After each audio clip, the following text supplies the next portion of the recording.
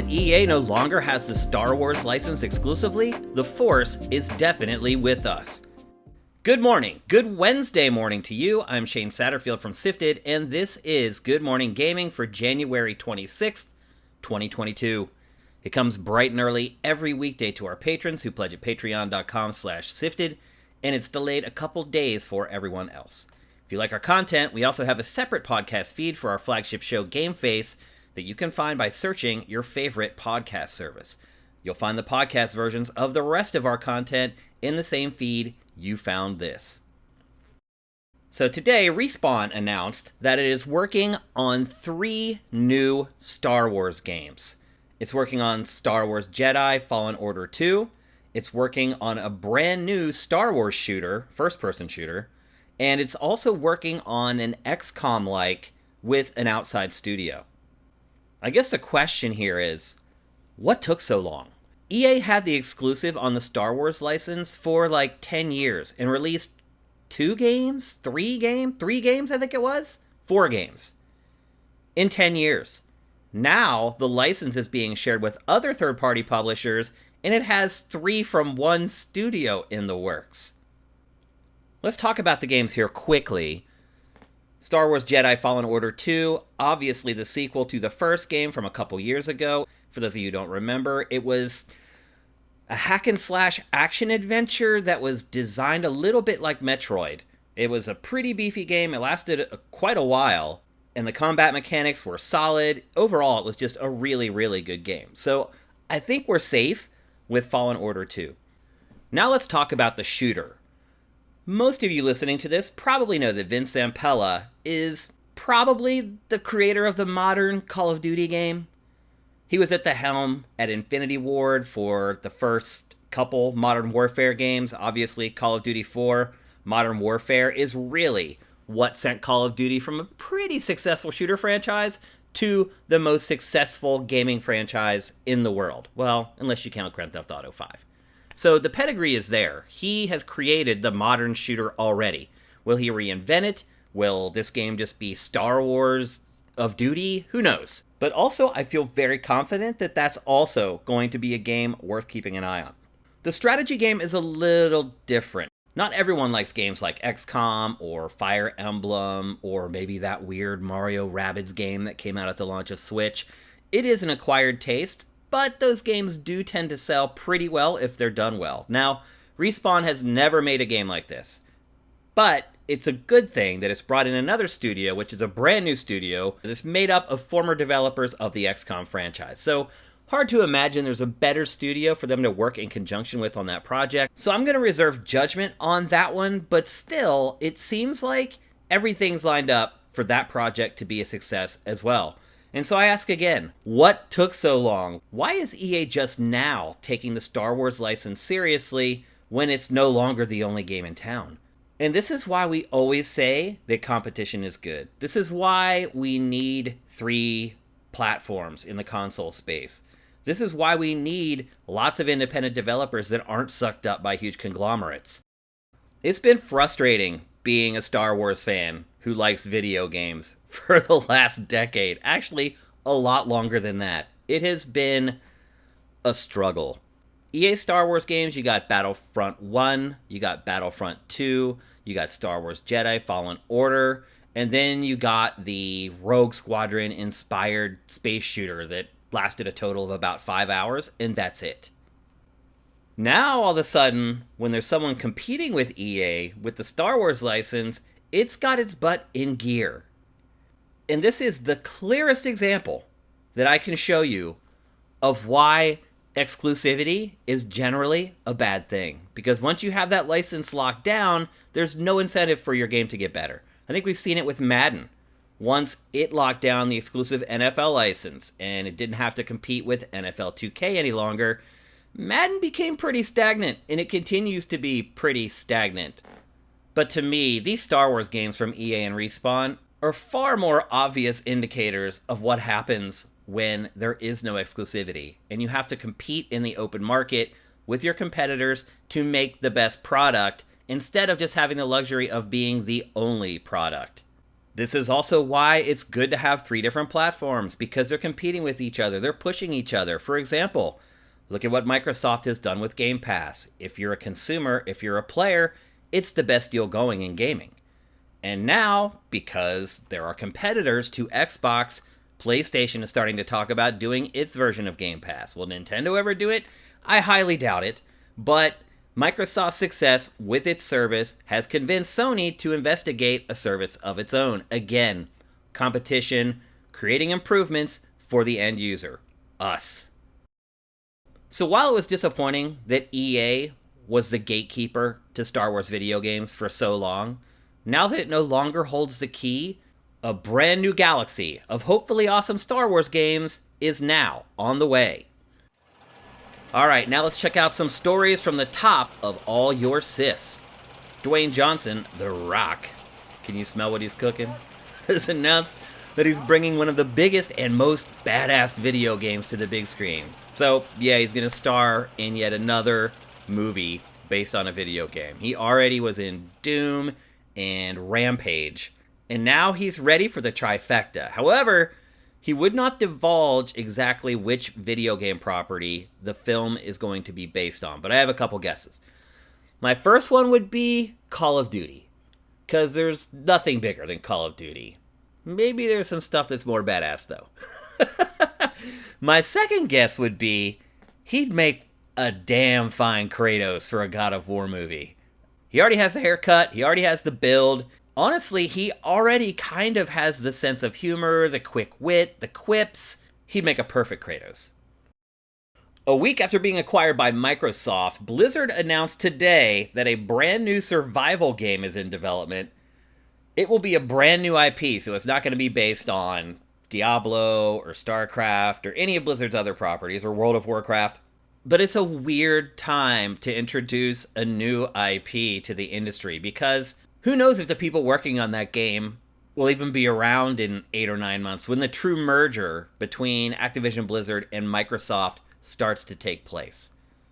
My guess is most of the people working on that game probably won't be around, or they'll be shuffled off to some other team inside Blizzard or Microsoft.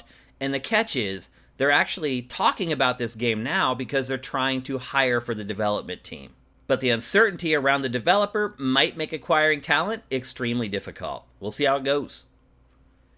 Halo Infinite has now surpassed 20 million players. Believe it or not, this makes it the biggest launch for a Halo game ever.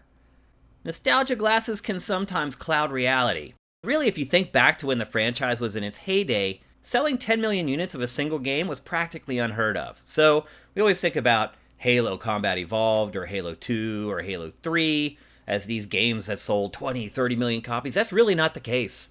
The expectations back then were much lower than they are today, which makes Halo Infinite the biggest launch in the history of the Halo franchise. Today, Techland released a post-launch roadmap for Dying Light 2, and it said it plans on supporting the game for the next 5 years. The first story DLC for the game launches in June, but before then, there's a factions-inspired content drop in February, and then in March, the first set of challenges is released, and then there are more events in April and May before the first story expansion is released. If you plan on buying the game on February 4th, it's coming up quick, you'll have many, many years of zombie killing to look forward to. Alright, let's take a break, and when we come back, we'll tackle today's boss fight.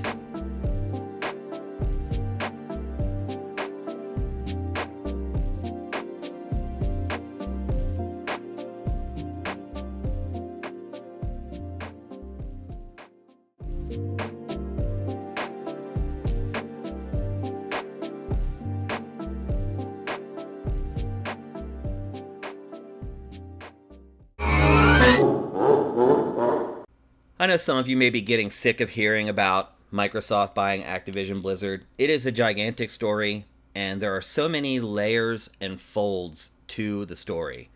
And I've kind of found a different angle on it. We found out today from Jason Schreier at Bloomberg that the next 2 Call of Duty games, so for the next 2 years, the new Call of Duty will also release on PlayStation due to existing contracts that were signed between Activision and PlayStation before the acquisition happened. So for this year, PlayStation 4 and PlayStation 5 will get the new Modern Warfare game.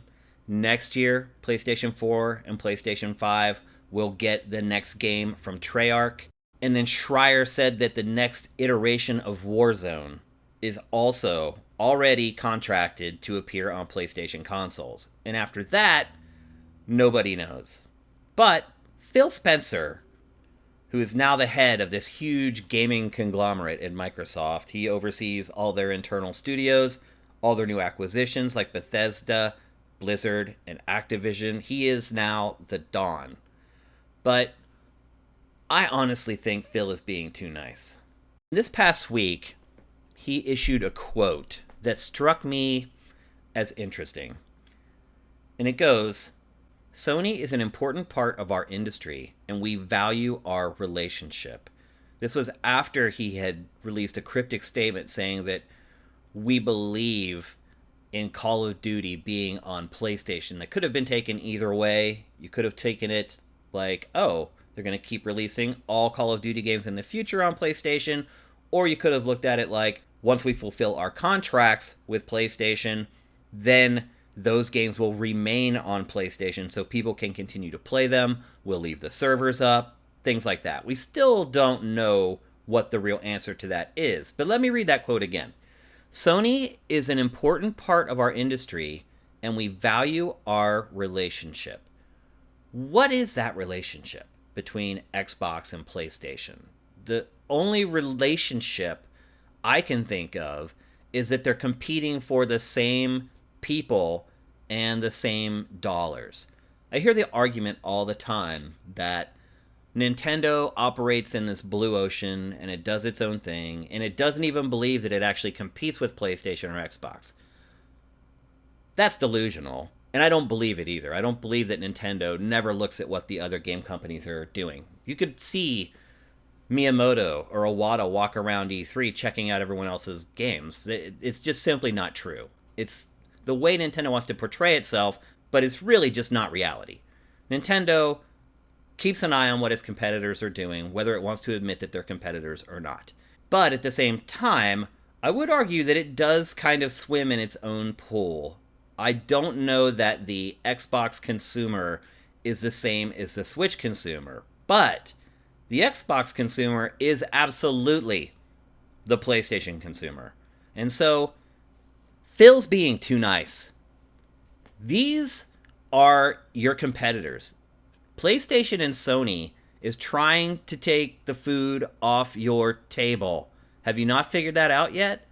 Why do you think PlayStation dragged its feet, allowing things like cross-platform play and cross-platform saves? Because it doesn't want its customers mingling with Xbox customers. It just doesn't. It wants a walled garden where it alone tends the garden. Phil's being too nice. You can't be nice in business. You have to be cutthroat. PlayStation is cutthroat.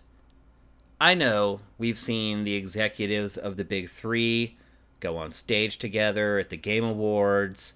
We've seen some kumbaya stuff in the past with these folks, but it's not real. It's all a front. No one wants to look like the bad guy. No one wants to look like the villain, so they all play along. But I'll tell you one thing.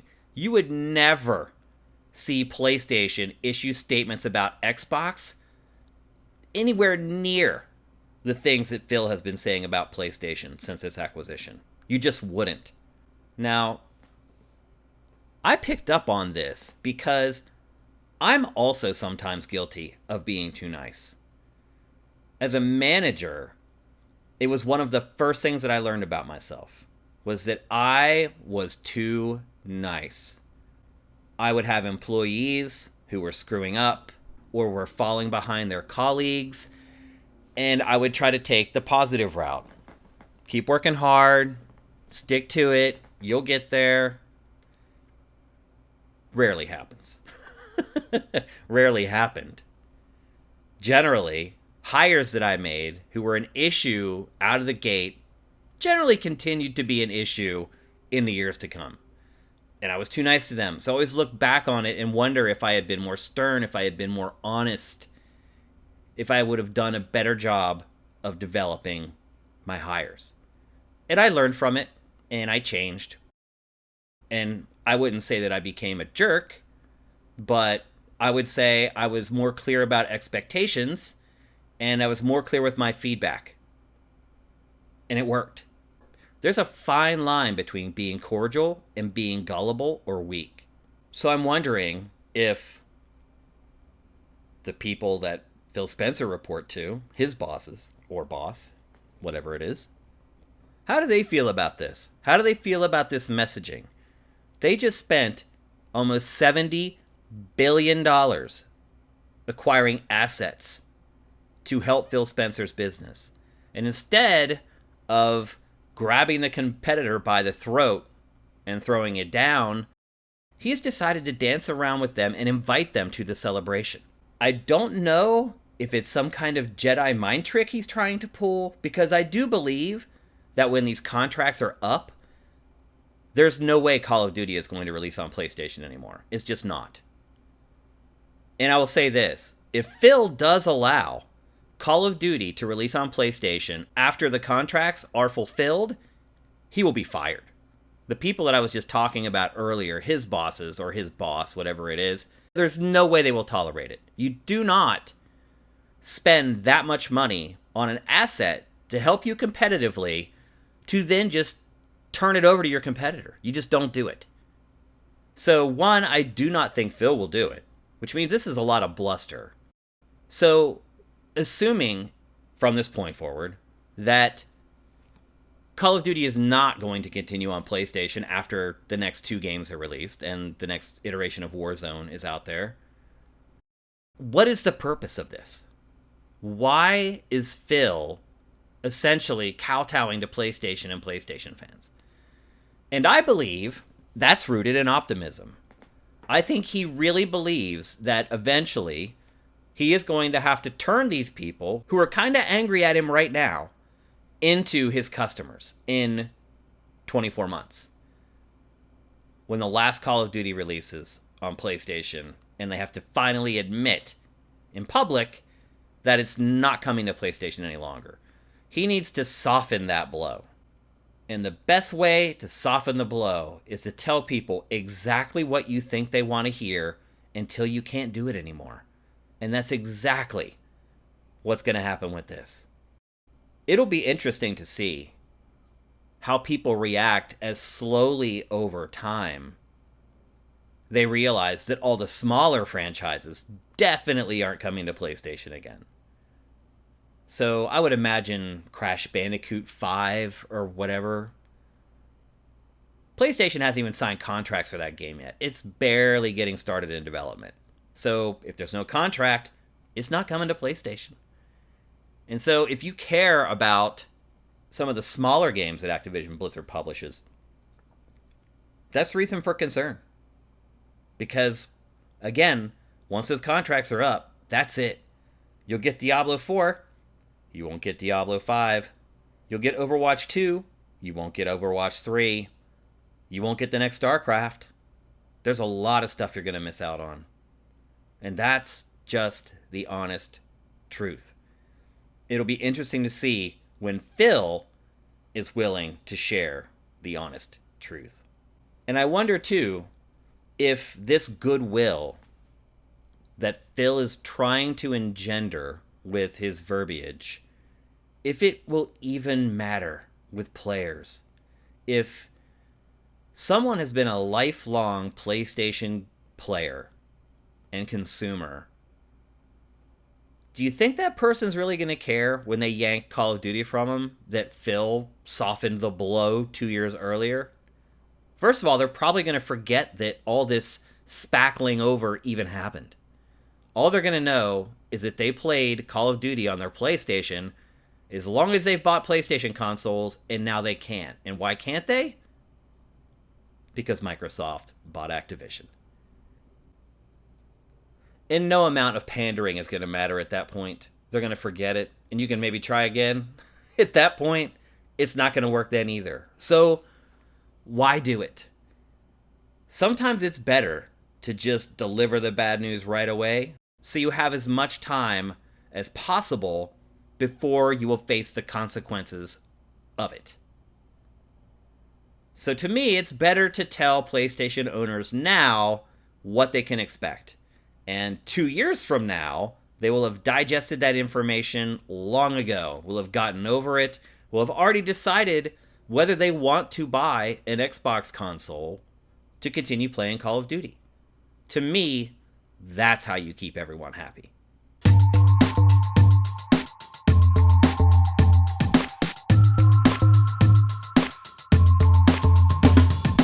Thanks for listening to Good Morning Gaming. I appreciate everyone for listening to Good Morning Gaming. I'm Shane Satterfield, and you can do what the cool kids do and follow me on Twitter at Dinfire. And while you're at it, follow SIFTD at SIFTD Games. Another episode will be sitting in your feeds tomorrow morning. We'll see you then. Make sure you seize today, because there will never be another.